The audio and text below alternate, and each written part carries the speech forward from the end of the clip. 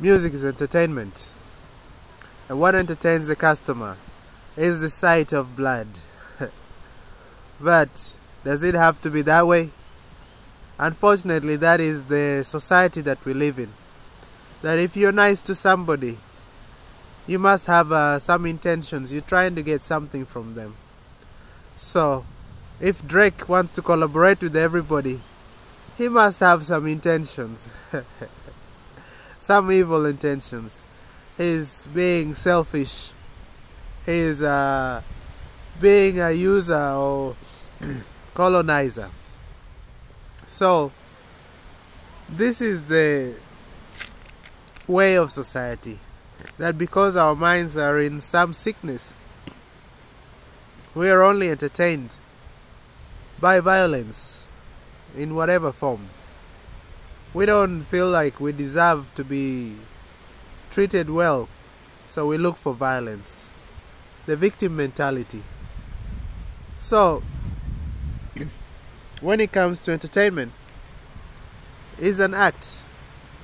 It's acting. It's an expression of action. So, in action, you can do deliberate action depending on what you're trying to accomplish. But some people forget that even thinking is an act. Like anything that you think about, there's a process to it. There's an act happening. Like there's a doing, you know. There's a thinker who is acting, thinking.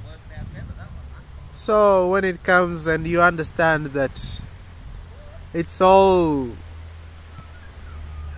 a thought, like what you express in entertainment is mostly coming through the act of thought, then there is nothing which is profound. It's just activity, surface level, some expression, but it's not an intimate action. Profoundness comes in experience.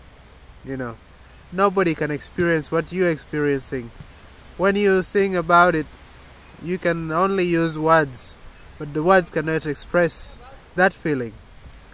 People will relate to it according to their own experience. Some people might relate to it. So this is what I mean by thought can never be profound. And that is the confusion that somehow we feel like there's people who are real with their thinking. There are people who think that my thinking is authentic.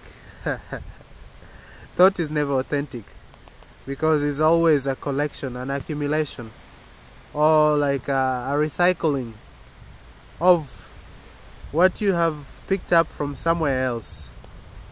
So then you arrange it in a different way and you feel like you've said something profound. There's nothing profound to it, just a different arrangement. So this is what I mean. We get so caught up in our minds when we think that our minds or what we think is much bigger than reality. You know, somehow we have given importance or significance to thought. So much significance to thought that what happens in our mind feels like the biggest thing that can happen.